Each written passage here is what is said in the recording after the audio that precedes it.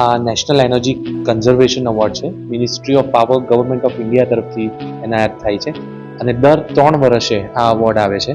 એટલે આ એવોર્ડની યુનિક વસ્તુ એ છે કે જે આપણી ઇન્ડસ્ટ્રીમાં કઈ પ્રકારે એનર્જી કન્ઝર્વેશન થયું છે, કઈ પ્રકારે આપણે સ્ટીમ છે, ઉર્જા જે છે, ઇલેક્ટ્રિસિટી છે, એ બધાની બચત થાય, પાણીની બચત કેવી રીતે થાય છે, એ બધું કાઉન્ટ કરવામાં આવે, એનું ડોક્યુમેન્ટેશન થાય અને 3 વર્ષનું આખું કાઉન્ટ કરીને એમાં એ જજમેન્ટ આવે.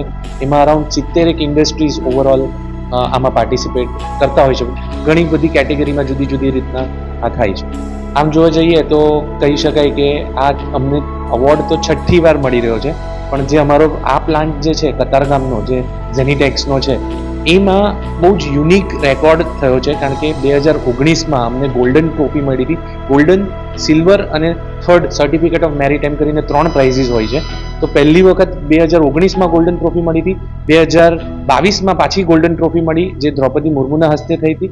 અને ઓનરેબલ પ્રેસિડેન્ટે આ વર્ષે પાછો એવોર્ડ આપ્યો. એમ કરીને 3 વર્ષ ગોલ્ડન ટ્રોફી થઈ છે, જે ફર્સ્ટ પ્રાઇઝ છે. એ યુનિક રેકોર્ડ છે, કારણ કે એ એક્સિલન્સ રેકોર્ડ કહી શકાય. અને મોટી ઇન્ડસ્ટ્રીઝ કે જે બહુ જ મોટા કોંગ્લોમરેટ્સ છે, એને પણ આ યુનિક એવોર્ડ એક સાથે 3 વર્ષ મળવો એ થોડુંક હિસ્ટોરિક છે.